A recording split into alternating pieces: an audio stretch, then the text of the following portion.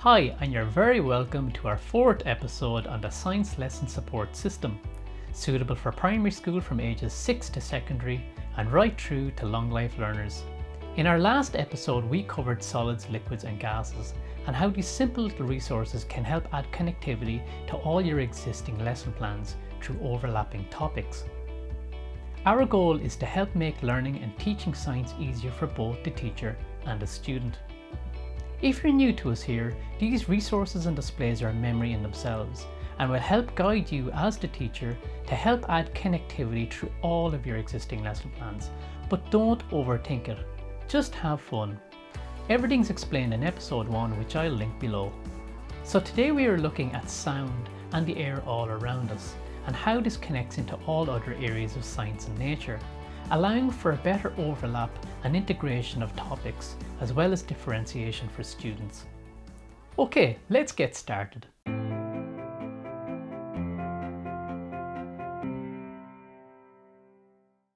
Before we look at sound, we have to look at the air around us. Why? Because air needs sound to travel through.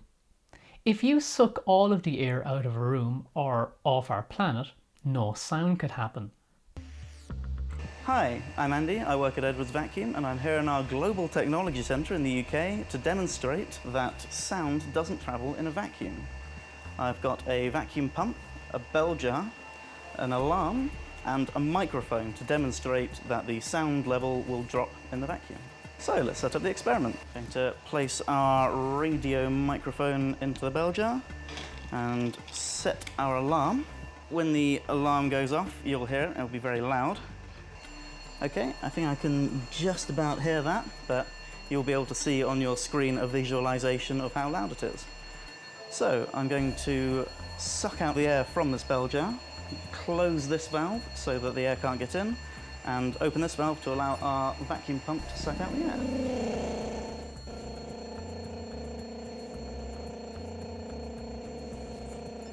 The air is being sucked out now, and you should see the sound level dropping on the microphone.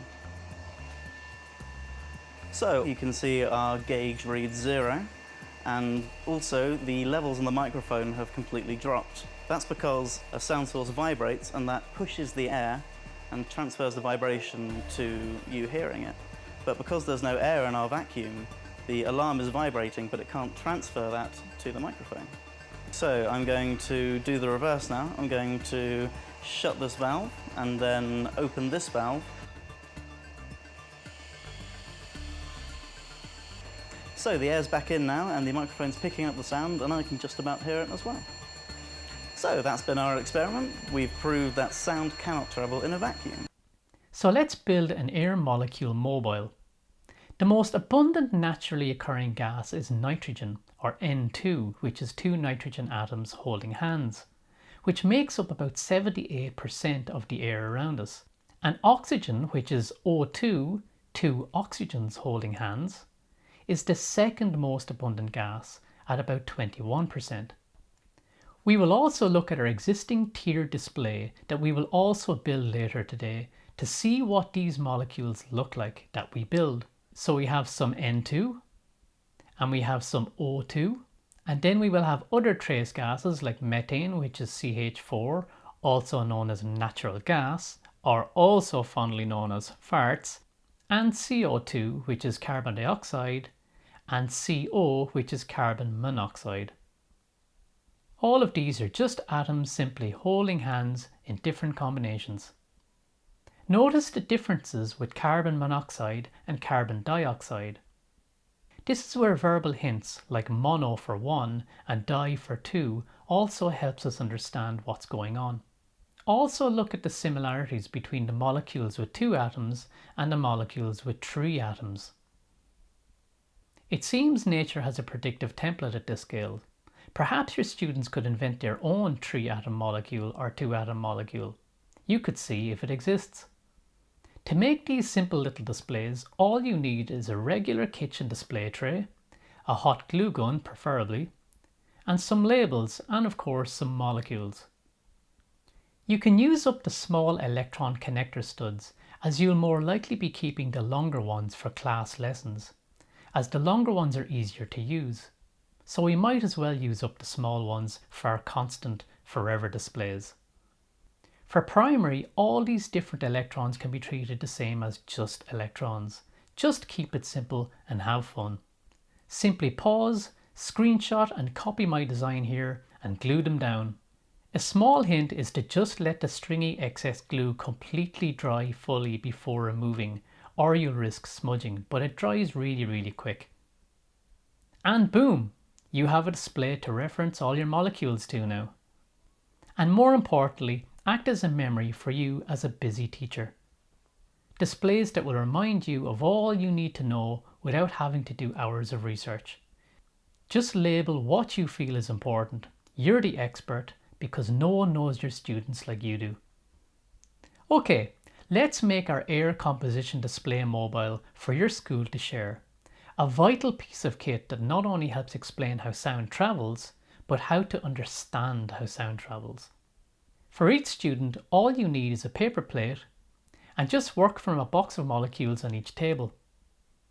The elements we are playing with today are the element hydrogen, which are the white ones, the element oxygen, which are the red ones, the element carbon, which are the black ones, and the element nitrogen, which are the blue ones. Our goal is to make this as simple as possible, so ignore why some of your elements might have different amounts of holes like oxygen might. This is not needed for primary level, so just keep it simple and have fun. Atoms are so friendly and love to make friends, and when they do, they form a molecule, and nature always reuses its atoms to make molecules. So using this rule, two atoms of the element nitrogen come together, hold hands and make N2. Two atoms of the element oxygen come together and hold hands and form O2. We can see the pattern. Now let's make methane, which is CH4, which is 1 carbon and 4 hydrogen.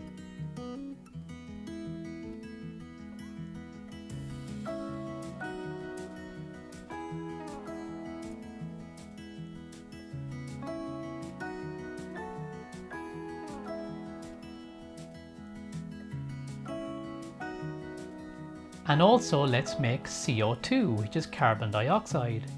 This is made of 1 carbon and 2 oxygens. And finally, maybe we'll make a little bit of carbon monoxide, which is 1 carbon and 1 oxygen. There you go, it's that easy. Okay, as said, 78% of our air is nitrogen, and oxygen, O2, is the second most abundant gas at about 21%. So we can tell that we're going to need more nitrogen than oxygen for our display. All we need now is something we can hang our air molecules from. I found one of these from a homeware shop, works just fine, but whatever works for you. Now we can use string or a thread, but I like to use really thin, clear fishing line as it's very strong and transparent. Tie the string to the bars and add a tiny drop of super glue or hot glue to the knot, just to ensure the knot never opens or loosens. Now, working your way down, loop and knot the line around each molecule. You can now adjust your height of the molecule, and when you're happy with the height, just make a knot. Make sure to leave plenty of excess string length and just trim off what you don't use when you're finished. You can use as many molecules as you like depending on the height of your own mobile. The taller your hanger is, the more molecules you can fit in. And simply repeat throughout, keeping most of the mobile blue and also adding in some trace gases throughout. And voila! You now have your air composition mobile display, a forever resource that will stand the test of time and that can be shared throughout all of the school. We now have a medium for our sound to travel through. We can now find a nice image of sound waves we could find online, preferably in a landscape format to put behind our display. This one I found describes perfectly how our little molecules get compressed as sound waves reverberate through the air. The colder the air, the closer our molecules get to each other, and the hotter the air, the further away the molecules get. This can also affect how sound travels. So some overlapping integration into hot and cold things right here. If you are very far away, you cannot hear a noise at all. This is because the molecules absorb the energy of the sound wave, making it weaker and weaker as it travels further and further. We can demonstrate this now using our air composition mobile, simply by pulsing the model from one direction and pretending this is a sound source. And you'll see the energy loses momentum as it travels. So energy and forces are at play here too, things that we can't directly see or touch or feel, but interact with us through molecules. Tiny bones in our eardrums also pick up these sound oscillations, and our brains interpret it as signals working out sound. Like I said, these overlapping resources are so simple yet so powerful, and interact with so many real-world topics, and we're only getting started. Your existing lesson plans are the best ones, better than anything I could ever come up with, because you know your students best. And these resources will integrate into those lesson plans to help add a tactile and visual reference. So don't overthink it, just have fun and make it your own. The resources and displays are a memory in themselves and will help guide you as the teacher to add connectivity through all of your existing science lesson plans. Next time we will be taking a look at electricity and how atoms and molecules can help explain that too, because atoms are nature's Lego.